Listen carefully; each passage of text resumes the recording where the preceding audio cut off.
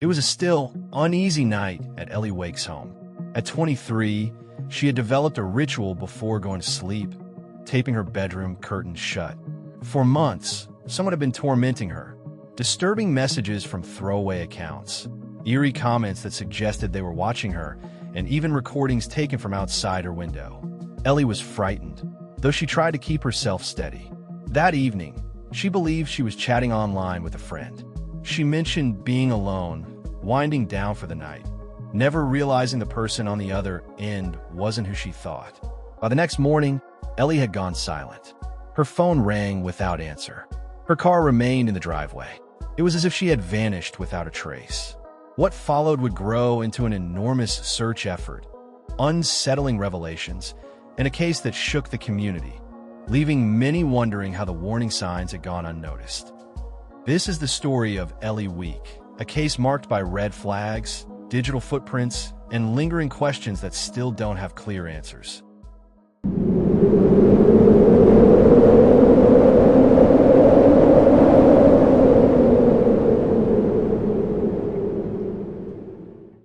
In the quiet town of Westchester sat a warm, welcoming home belonging to 23-year-old Ellie Weik. Though everyone who knew her simply called her Ellie. She had grown up in Minneapolis, Minnesota, before her family eventually settled in Westchester, and now she lived on her own with her beloved pet gecko, Gail. Ellie wasn't an ordinary young woman. Her world overflowed with creativity and color. She spent her days crafting, scrapbooking, writing, designing jewelry, and signing up for dance classes whenever she could. Nature had been her sanctuary since childhood. Her mother fondly recalled how Ellie would waltz in the yard wearing her nicest dresses, only to end up digging in the dirt, planting flowers, building hammocks, and returning indoors messy, cheerful, and completely unbothered by the mud. Ellie had recently earned her cosmetology license and was stepping into adulthood with excitement and big plans. But by the summer of 2018, the brightness she carried began to fade. Someone had set their sights on her. What began as occasional, unsettling messages slowly morphed into a campaign of full-scale harassment. An anonymous stalker was flooding her with texts and direct messages, using spoof phone numbers, fake Snapchat accounts, and disposable Instagram and Facebook profiles. It had been happening for almost a year, but now the contact was constant, methodical, and deeply unnerving. Ellie couldn't shake the feeling that this wasn't a group of people. It was one individual hiding behind a maze of screens and aliases. And then, the situation took a darker turn. One day, a video appeared in Ellie's Facebook inbox. It had been recorded from outside her home. In the footage, the stalker filmed Ellie sitting at her kitchen table, capturing her in an intimate, violating moment. It was more than an invasion of privacy. It was predatory. More videos followed, each one echoing the same disturbing pattern. Whoever was doing this not only knew where she lived, they had been close enough to watch her through the windows of her own home. Her best friend, Hannah, later described it as a twisted game of cat and mouse, with Ellie being hunted. Ellie finally went to the police. She handed over a handful of usernames and phone numbers, among them one that caught attention. Mikhail, or sometimes just Ma. When officers asked if the name meant anything to her, Ellie mentioned an ex-boyfriend from years back, Michael, but she wasn't sure there was a connection. Still, she followed their guidance. She and her mother signed up for self-defense classes. Ellie avoided going out at night. But even with every precaution she took, the harassment did not stop. The messages didn't stop. New accounts appeared as quickly as old ones were blocked, and investigators struggled to trace anything. The numbers were masked through digital services, routed through random area codes, leaving no clear trail. Desperate, Ellie's mother reached out to the police again, pleading for more protection and increased patrols around Ellie's home. Officers did return, but according to official records, their search of the area lasted barely 5 minutes. Ellie was now too terrified to stay home alone. Friends took turns sleeping over, trying to keep her company and help her feel safe. But their presence couldn't erase the dread. Her stalker had already proved they could come right up to her window, filming her, watching her, shattering any sense of security she once had. The fear was constant, overwhelming. In a text to a friend, she confessed how frightened she truly was. "I'm alone and don't know a lot of self-defense," she wrote. "It's taking all of my peace of mind." And then, finally, something shifted, a breakthrough. During a conversation with a friend one afternoon, Ellie received yet another message, this time through a new Snapchat account. The name attached to it stopped her cold: Michael Strauss. In an instant, the pieces snapped together. Michael Strauss was her ex-boyfriend, someone she had dated briefly at 17. They had connected over music, art, and festivals, but the relationship had soured quickly, and Ellie cut ties. Now, years later, it appeared he had resurfaced, not as a partner, but as a predator. Ellie alerted the police right away. On July 28th, she was chatting with someone she believed to be an online acquaintance named Nate. They had talked often, even made loose plans to hang out. During their conversation, Nate wrote, "I'm not bringing my phone. Is it cool if I just knock?" But at some point that day, Ellie seemed to rethink her evening. She opted to stay home instead. When Nate asked whether she was still getting creepy messages, Ellie brushed it off. "LOL, no one is creepy to me, so I don't know." She spent the night alone. What Ellie didn't know was that she wasn't speaking to Nate at all. The account was another disguise, another burner identity. And now, Michael Strauss knew she was home, vulnerable, and completely by herself. August 1st, 2018. Ellie stopped responding to calls and texts. When her mother couldn't reach her, dread set in immediately. She contacted the police to report Ellie missing. No one doubted the connection. Her disappearance had to be linked to the months of escalating harassment. Her car remained parked outside. Her phone showed no new calls, no new messages, no movement. Her bank account was untouched. Everything suggested that something terrible had happened, and a troubling question hung over the case. Had investigators fully analyzed Ellie's phone data before she disappeared? Could they have traced the person tormenting her? Westchester police refused to comment.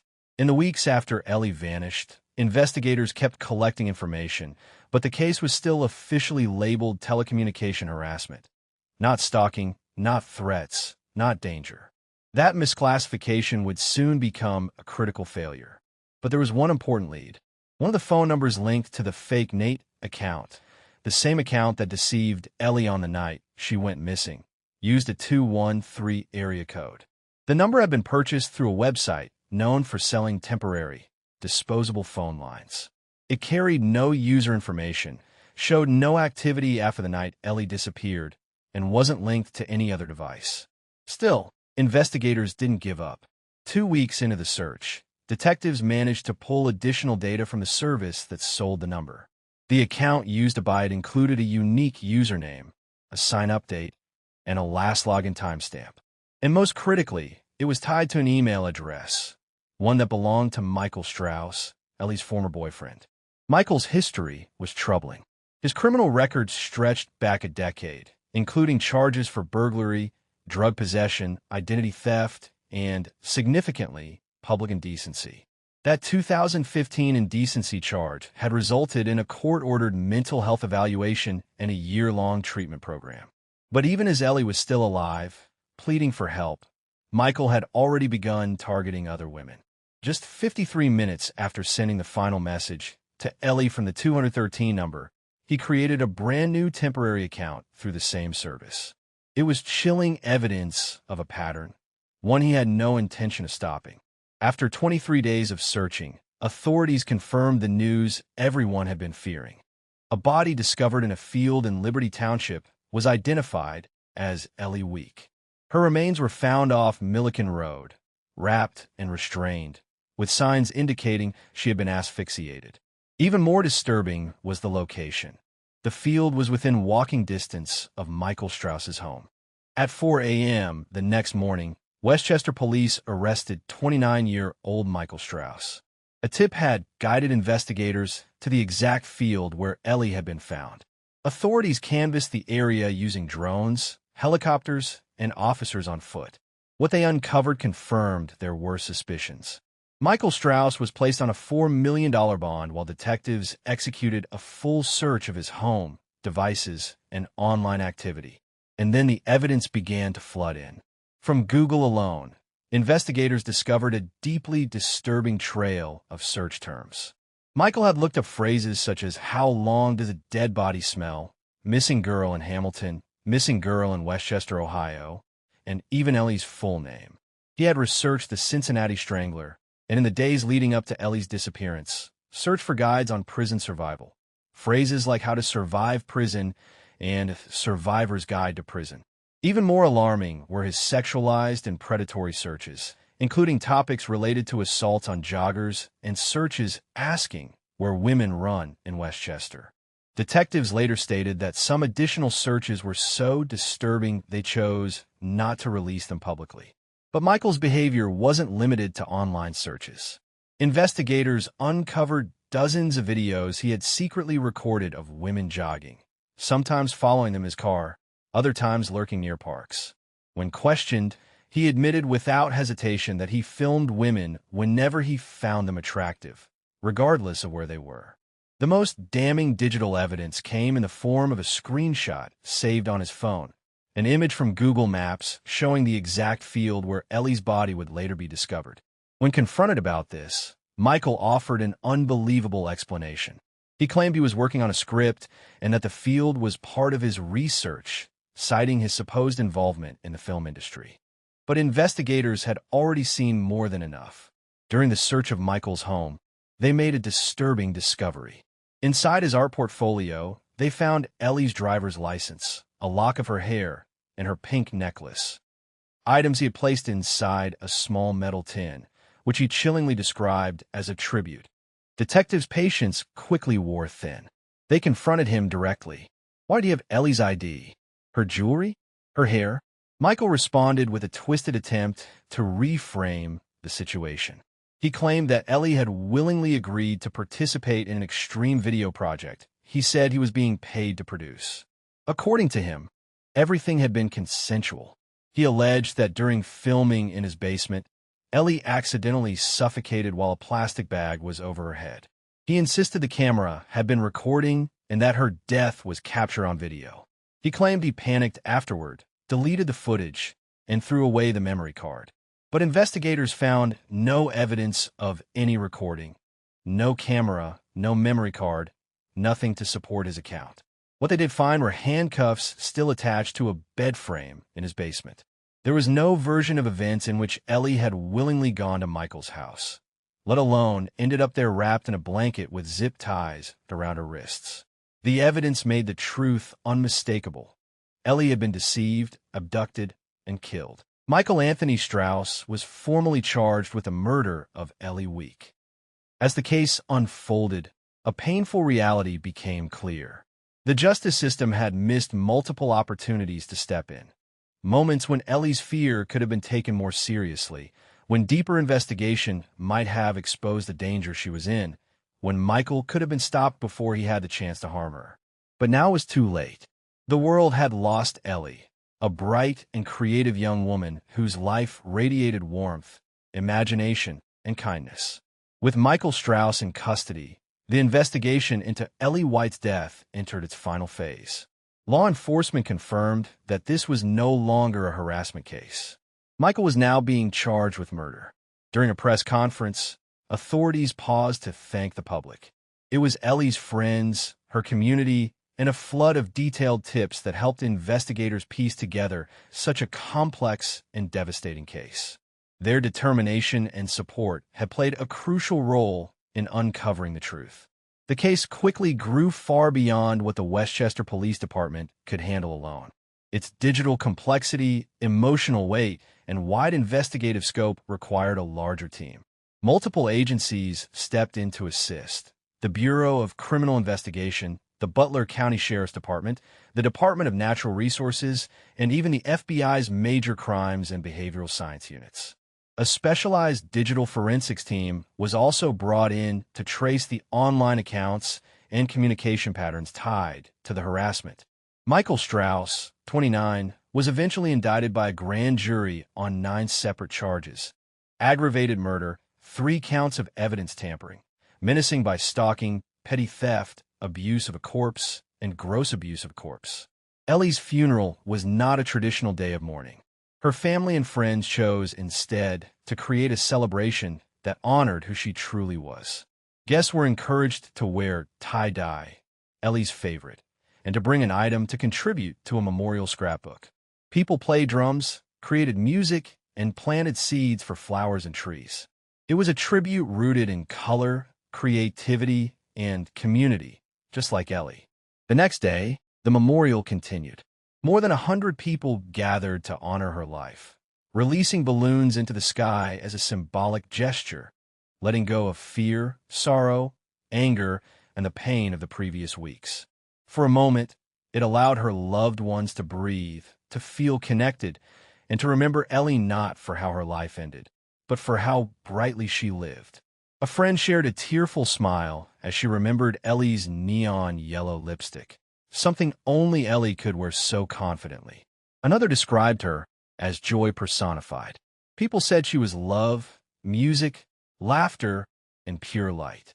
Ellie had a way of touching everyone she met, and the community was determined that her legacy would reflect the vibrant life she lived, not the way it ended. Meanwhile, preparations for trial were underway. More than 800 pages of evidence had been submitted. The case against Michael Strauss was vast, supported by digital traces, physical findings, and witness testimony. But then came a controversial move from the defense. Despite Michael having already admitted responsibility for Ellie's death, his attorneys filed a request for access to her medical records and therapy notes. They argued that her mental health history and prescription medication might have played a role in her death, an attempt to redirect blame and introduce doubt into the case. In court, the defense argued that Ellie's documented struggles with depression and anxiety might have contributed to what happened that night. Without offering specifics, they suggested the possibility that her death had been accidental, tied somehow to medication use. The prosecution moved swiftly to refute this. They pointed to the toxicology report, which clearly showed what substances were present in Ellie's system at the time of her death. The idea that her mental health had any bearing on the fact that she had been abducted, restrained, and suffocated was not only irrelevant. It was, in their words, deeply offensive. Prosecutors emphasized that the case was about Michael Strauss's actions, his stalking, manipulation, abduction, and ultimately murder. Ellie's personal struggles were not relevant to the facts or the evidence establishing responsibility. In the end, a trial was never necessary. Michael Anthony Strauss pled guilty to the murder of Ellie Weik. While this brought some measure of relief, it could never undo the pain of what Ellie endured or the life that had been stolen from her. Her family, friends, and community had fought to ensure her story was heard, that her light and spirit were remembered even after her death. And with the guilty plea, justice, however bittersweet, had finally arrived. As part of the plea agreement, 6 of the original charges against Strauss were dismissed, resulting in a significantly reduced sentence. At his sentencing hearing, Michael Strauss addressed the courtroom.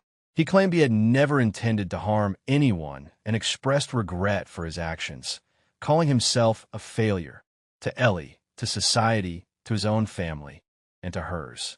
He described his guilt as a burden he would carry for life and did not ask for forgiveness. Ellie's father, David, spoke openly, stating that he did not know if he would ever be able to forgive Strauss.